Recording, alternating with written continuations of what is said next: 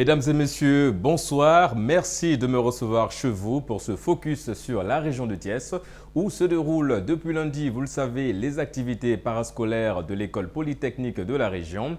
La journée de mercredi est restée marquée par ce concours Poltech Innovation. 15 projets ont été présentés par les différents étudiants, 10 ont été retenus pour 3 gagnants.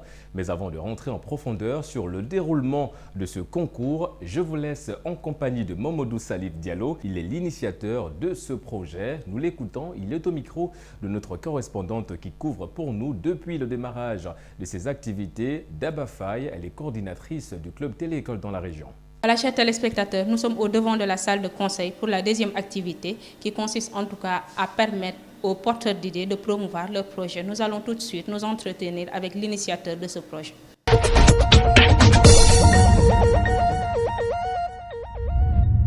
Voilà, chers téléspectateurs, c'est comme nous vous disions, nous sommes actuellement avec M. Diallo, qui est l'organisateur de ce projet. Nous sommes en tout cas à cette deuxième activité de cette journée du mercredi. En quoi consiste en tout cas cette activité?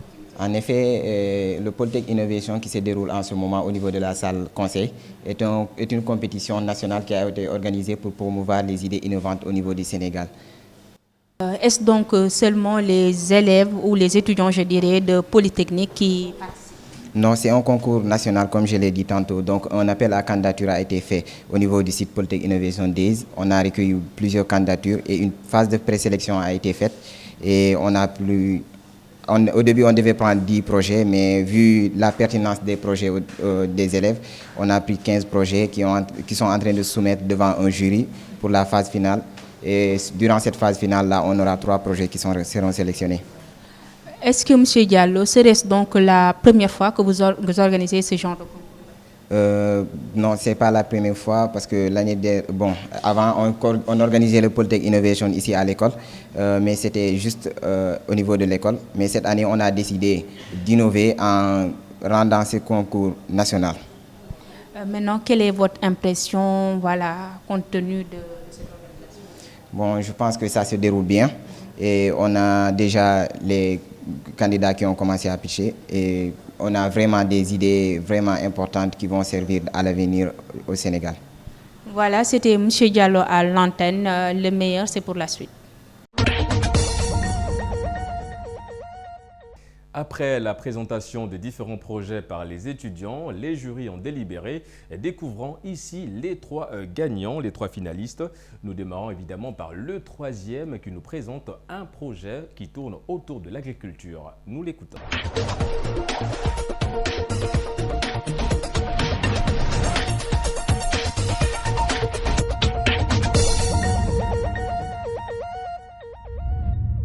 Donc il y a eu sur les 10 projets présentés, donc il y a eu un classement et donc on nous a demandé de retenir les 3 qui sont premiers. Alors donc je vais vous livrer donc le nom des 3 qui ont été retenus. Donc je commence par le 3e, comme l'autre l'a fait bien tout à l'heure. Alors le 3e projet retenu est Warui.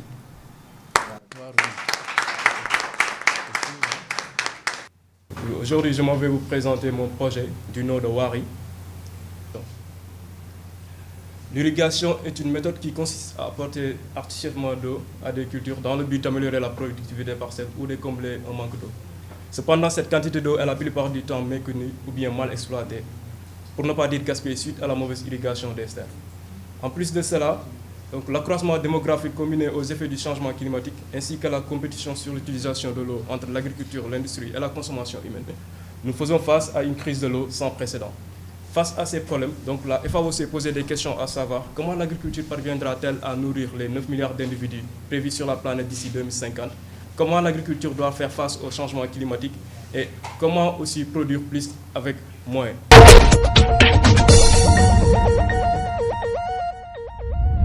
Pallier aux manquements liés à l'insécurité alimentaire, c'est en tout cas sur cette problématique qu'a planché le 2e gagnant. Il nous présente ici un système assez innovant. Nous l'écoutons. Alors le 2e projet, c'est Neo Farmer Tech.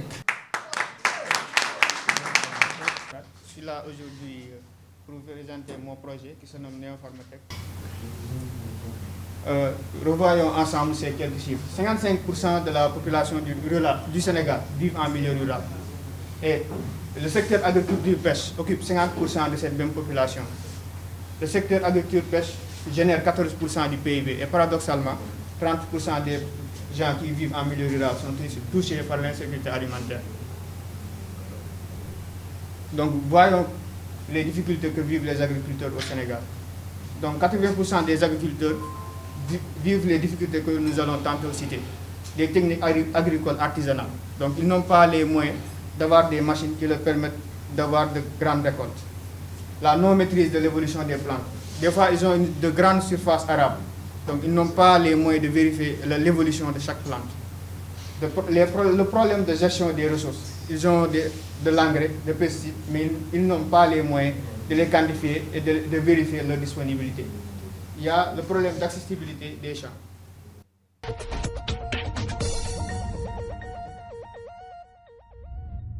La vente du charbon bio au Sénégal, cela n'est pas utopique. Ça pourrait être une réalité au Sénégal avec ce projet présenté par le gagnant, le premier finaliste. Son projet axé autour du bois. Le bois qui est une source rare mais une denrée précieuse pour les ménages sénégalais. Nous l'écoutons. Depuis longtemps, le bois est l'unique source d'énergie dans le monde. C'est donc le combustible le plus utilisé. Au Sénégal, les forêts par le bois de chauffe et le bois de charbon contribuent à 84% de la consommation d'énergie des ménages, soit plus de 4 millions de mètres cubes de bois prélevés par an dans les forêts. Avec cette forte pression sur les forêts, le bois est devenu une source rare et un bien précieux pour une subsistance perpétuelle dans les ménages ruraux au Sénégal. En outre, l'exploitation du bois de chauffe expose les forêts à des dégradations importantes environnementaux, à savoir la désertification, l'érosion éolienne, la perturbation des saisons culturelles, la réduction du couvert végétal, la perturbation de l'écosystème, ainsi que la baisse des fertilités des sols. Dans ce contexte, le charbon bio semble être une alternative très séduisante au bois d'énergie.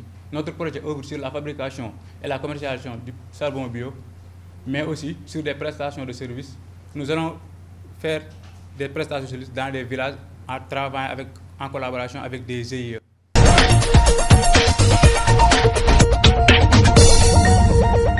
Après la présentation des différents gagnants, ces derniers se disent très satisfaits au sortir de ce concours. Ils comptent aller jusqu'au bout pour la matérialisation et réalisation de leurs différents projets. Ils profitent de ce canal qui est Télécole pour lancer un appel aux potentiels partenaires ou investisseurs. Nous les écoutons toujours au micro de Daba Faye. Nous voilà à la fin de ce concours et 3, en tout cas, lauréats ont été retenus. Ce challenge, nous voilà donc avec celui qui a remporté le 3e prix, à savoir M. Sen. M. Sen, bonsoir. Oui, bonsoir madame. Est-ce que vous pourriez un peu vous présenter? Oui, je m'appelle Atoumane Sen, je suis ingénieur en système et réseau. Donc, je suis sorti de l'université de Bambay, promotion 2017. Monsieur Sen, en quoi consistait en tout cas l'idée de votre projet? L'idée de mon projet, c'était suite à une publication de la FAO qui disait donc sur les 9 milliards d'individus qui peupleront la planète d'ici 2050. Donc il a dit donc de trouver des solutions face à ce problème-là. Donc, et cette solution-là ne pourrait se passer donc que sur l'agriculture. C'est pour cela qu'on a mis en place ce système qui permet de faire face au changement climatique en augmentant donc la productivité des parcelles. Monsieur Sen, maintenant, comme on dit une idée, est-ce que vous pensez vraiment à réaliser cette idée de projet? Oui, absolument, absolument. Parce que comme vous l'avez vu tout à l'heure, donc j'ai déjà un prototype et je compte l'améliorer. Donc si les partenaires se présentent, Inch'Allah. Qu'est-ce qui vous anime en ce moment? J'ai pas les mots parce que bon, je suis vraiment honoré. J'ai reçu l'invitation via le site donc, de l'EPT que je visite tout le temps. Par exemple, j'ai toujours rêvé d'être polytechnicien, mais bon, je me suis réconforté à une phrase qui dit que bon, le polytechnicien, c'est juste dans la tête. Donc c'est à travers là que j'ai reçu le message et je me suis postulé juste pour simplement présenter. Mais voilà, donc je suis primé 3e prix et ça a fait vraiment honneur, quoi. Nous étions avec M. Sen qui a remporté le 3e prix. M. Sen, merci et nous souhaitons le meilleur pour la suite. Nous sommes en direct avec celui qui a remporté le deuxième prix. Son projet donc porte sur Néo Pharmatech. Monsieur, bonjour. Bonjour, je me nomme Ibrahim Adien. Je suis élève ingénieur ici à l'école polytechnique de Thiès, en 4e année en génie électromécanique. Voilà, Monsieur Dien, en quoi consistait l'idée de votre projet? En fait, nous sommes partis du constat que l'agriculture occupe une place importante au niveau du Sénégal, donc, et que les agriculteurs vivaient d'énormes difficultés parce qu'ils n'avaient pas de conseil agricole, ils ne connaissaient pas les agriculteurs qui étaient dans leur zone. Et nous avons mis en place Néo Pharmatech. Donc Néo Pharmatech est une application mobile doublée d'un kit d'automatisation. L'application mobile permet à l'agriculteur, via l'imagerie satellite et la géolocalisation, d'avoir les données météorologiques à temps réel. Voilà, Monsieur Dien, pensez-vous en tout cas à mettre en vigueur cette application? Oui, c'est déjà prêt. L'application est déjà prête. Donc nous allons le lancer bientôt avec le kit d'automatisation, Inch'Allah. Inch'Allah, voilà, Monsieur Dien, nous vous souhaitons en tout cas bonne suite pour l'idée de votre projet. Merci et que beaucoup. Ça se réalise prochainement. Merci beaucoup. Chers téléspectateurs, comme on vous disait, l'excellence était au rendez-vous. Nous sommes actuellement avec M. Ndong à l'antenne qui a remporté le premier prix. M. Ndong, bonsoir. Bonsoir. En fait, en quoi consistait l'idée de votre projet, M. Ndong? En fait, notre projet portait sur le charbon bio. En fait, on a constaté qu'ici au Sénégal, plus de 84% de la population utilise le bois de chauffe et le charbon de bois, ce qui donne 4 millions de mètres cubes de bois prélevés dans les forêts. C'est un problème énorme sur l'environnement qui cause la désertification, les régions éoliennes et la baisse de fertilité des sols. Et pour pallier à cela, nous avons proposé aux utilisateurs de ce charbon-là, le charbon biologique que nous allons préparer à partir des résidus biodégradables, des balles de mil, en quelque sorte des résidus agricoles. Monsieur Ndong, votre projet est à exécution ou c'est en cours d'exécution? Bon, notre projet est en cours d'exécution. En ce moment, nous travaillons avec des GIE dans certains villages à Bambey, où se situe notre école. Et actuellement, on est en train de faire des informations et des sensibilisations pour valoriser ce combustible, parce que vous n'êtes pas sans savoir qu'il est très difficile de faire changer des idées à la population locale. C'est pourquoi nous avons commencé par des sensibilisations et des informations par rapport à ça. Maintenant, quel sentiment vous anime en ce moment? Bon, comme étant le premier, je suis vraiment content, ça me tient vraiment à cœur. Bon, mais ce n'est pas le fruit de mon travail seul, ça a été fait avec des ingénieurs des travaux des eaux et forêts comme moi, à savoir Alpha Amadou Diallo, Nicolas Adrien Sagna et un ingénieur agronome aussi, Thierno Seydou Nour aussi, que je salue de passage, et toute l'équipe. Bon, c'est l'ISFAR en quelque sorte qui a fait ses preuves. En tout cas, merci M. Ndong pour cet entretien et nous vous souhaitons en tout cas le meilleur à l'avenir. Merci.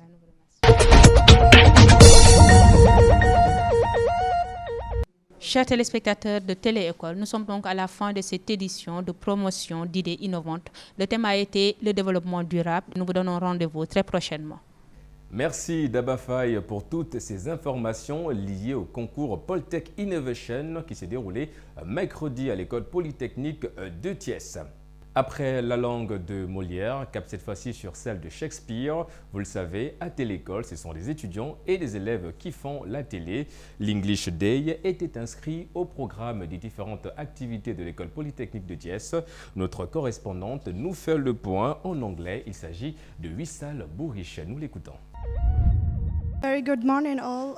On this very auspicious and ever so delightful day of the cultural, scientific and sportive week of Polytechnic Thiès, I have the honor to extend you an unfarable welcome to all of our guests and to you. Every year, the English Club finds it a huge pleasure to receive the young minds of today and the future responsible citizens of tomorrow, help them to improve in each ceremony, help them to improve their English and speak more confidently and fluently. So, among the activities we have planned for today, we have the main lecture held by the Honorable Mrs. Sar Farinjay and some other several fruitful activities that I will let you discover during the day, and we'll meet inshallah after.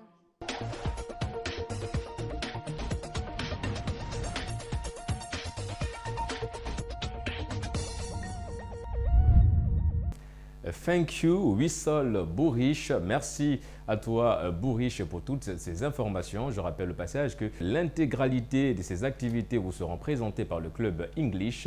Merci également de m'avoir suivi. Télécole, la première télévision 100% éducative. Je vous remercie et bonne suite des programmes.